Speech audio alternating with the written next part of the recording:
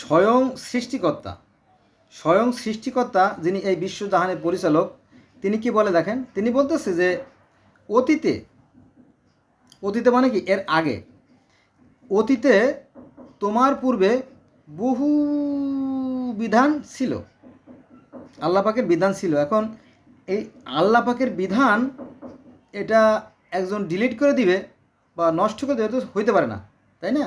কারণ এটা স্বয়ং ঈশ্বরের দান। হয়তো এটা সত্য যে কিছুটা পরিবর্তন হয়ে গেছে, এটা সত্য, এটা আমরা মানি। এখন সেই জিনিসটা দিয়ে আমরা যদি কোষ্ঠী পাথর দিয়ে যদি আমরা যাচাই করি, তাই না? আমি এক টুকরো চকচকে এক টুকরো কিছু একটা পাইলাম, তো এটা আমি কোথায় নিলাম? স্বর্ণকারের কাছে যাই, বললাম ভাই এটা দেখেন তো এটা কি, এটা কি আসলে তামা লোহা নাকি স্বর্ণ? তো উনি বলো যে না এটা স্বর্ণই আছে। তখন আপনার মনে ভারী খুশি যে আপনি এক টুকরো স্বর্ণ পাইছেন, তাই না?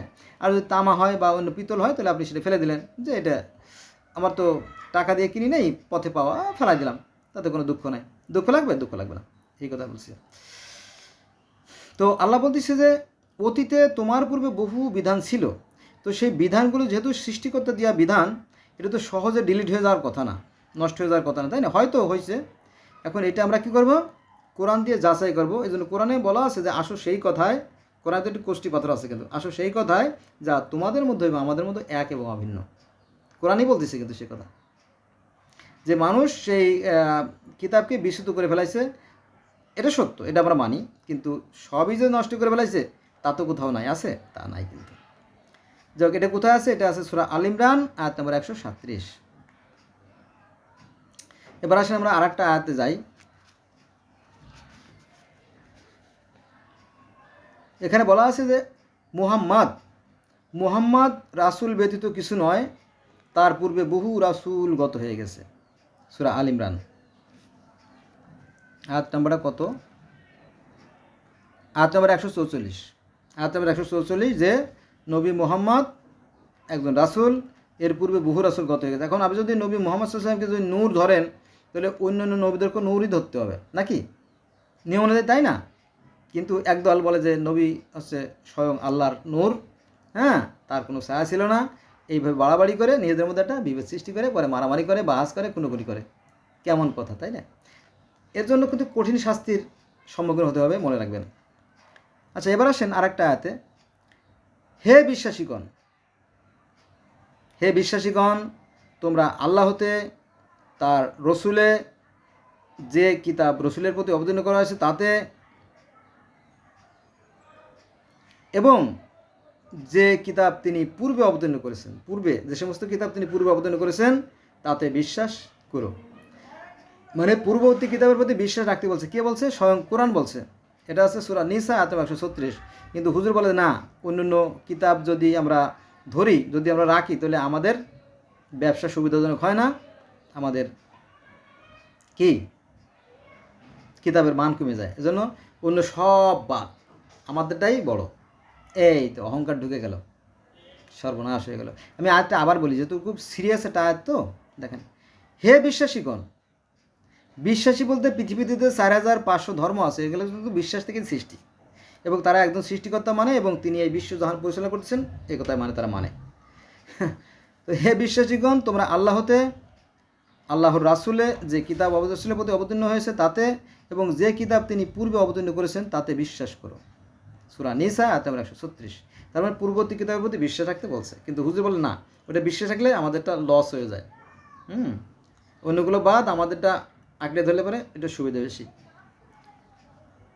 তাহলে হলো না, ধর্মর 12টা বেজে গেল তখনই। এখানে কিন্তু সৃষ্টিকর্তাকে অপমান করা হচ্ছে, তাকে ছোটো করে দেখা হচ্ছে, কারণ সৃষ্টিকর্তার বিধানে কোনো পরিবর্তন হতে পারে না। কারণ এই যে পৃথিবীতে যত মানুষ, 800 কোটি বা 900 কোটি মানুষ, এগুলো তো তার সন্তান তুল্য, সবাই তার কাছে সমান, ঠিক না? আর এই জন্য তিনি মহান। কিন্তু এখানে হুজুর বলতেছে না, এটা হবে না, অন্য সব ধর্ম বাদ, এটা কোরআনের বিরুদ্ধে যায় আর কি। অর্থাৎ সূরা নিসার 136 নম্বর আয়াতের বিরুদ্ধে চলে যায়। আমরা আর একটা গুরুত্বপূর্ণ আয়াত আলোচনা করব। এটা হচ্ছে ওহী প্রেরণ করেছি। আল্লাহ বলতেছে যে আমি ওহী প্রেরণ করেছি নুহু ও তার পরবর্তী নবীগণ। এখানেই শেষ না, এখানে কাদের প্রতি অবতীর্ণ করেছে সে কথা এখানে বলা আছে। যেমন ইব্রাহিমের প্রতি অবতীর্ণ করেছি, ইসমাইলের প্রতি অবতীর্ণ করেছি, ইসাকের প্রতি অবতীর্ণ করেছি, ইয়াকুবের প্রতি অবতীর্ণ করেছি ও তার বংশধরগণের প্রতি অবতীর্ণ করেছি, ঈসা আলাইহিস সালামের প্রতি অবতীর্ণ করেছি, আইয়ুব আলাইহিস সালামের প্রতি অবতীর্ণ করেছি, ইউনূস আলাইহিস সালামের প্রতি অবতীর্ণ করেছি, হারুনের প্রতি অবতীর্ণ করেছি এবং সুলাইমানের প্রতি অবতীর্ণ করেছি, দাউদের প্রতি অবতীর্ণ করেছি। এবং এই সমস্ত ধর্ম এখনও আছে, কিন্তু টিকে টিকে ছোটো ছোটো আকারে অল্প সংখ্যক লোকজন আছে, তারা মারিচ চোটে বিলীন হয়ে গেছে, অনেকে মেরে ফেলানো হয়েছে। এই ধর্মের অনুসারী ছোটো ছোটো ধর্মের অনুসারীকে, মানে ছোটো ছোটো ধর্মের অনুসারীদেরকে বড় বড় ধর্মের অনুসারীরা গিলে ফেলাইছে। যেমন শৈল মাছে পুঁটি মাছ খেয়ে ফেলে না, বড় ধর্মগুলো ছোটো ধর্মগুলোকে বিনাশ করে দিছে, এই আর কি বিষয়। তো এটা কোথায় পাইছেন এই কথাগুলো? এটা আছে আপনার সূরা আন-নেসা আয়াত নম্বর 163-তে। সূরা আন-নেসা আয়াত নম্বর 163। এবার আসেন আর একটা আয়াতে যাব। অনেক রাসূল পাঠিয়েছি, আল্লাহ বলতেছে যে আমি অনেক রাসূল পাঠিয়েছি যাদের কথা পূর্বে তোমাকে বলেছি, অনেক রাসূলের কথা তোমাকে বলা হয় নাই। এটা আছে সূরা নেসা আয়াত নম্বর 163।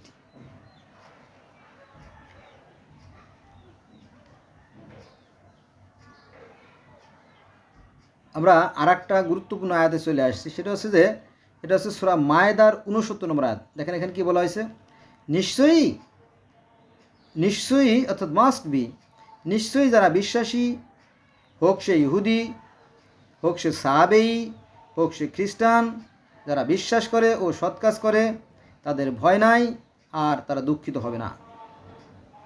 এটা সূরা মায়েদা আয়াত 69। বন্ধুরা এখানে এটা উদাহরণ হিসেবে দেওয়া হয়েছে, 3টে ধর্মের কথা উদাহরণ হিসেবে দেওয়া হয়েছে, কিন্তু পৃথিবীতে আরও ধর্ম আছে, 4500 বা 4315টা ধর্ম আছে। তো এরা সবাই তো সে একজন সৃষ্টিকর্তার মানে, তাই না? তাহলে এদের কি হবে? এরাও তো সেই সৃষ্টিকর্তা আধার করে, তাই না? এদের কি হবে? এটার বিচার হবে আল্লাহ পাক ভালো জানে। হ্যাঁ, আমরা তারই জন্য অপেক্ষা করব এবং কিয়ামতের দিন পর্যন্ত আমরা দেখব তিনি কি করেন, তাই না? সুন্দর না? তো আজকে এই পর্যন্ত রইল। সবাই ভালো থাকবেন। আল্লাহ হাফেজ।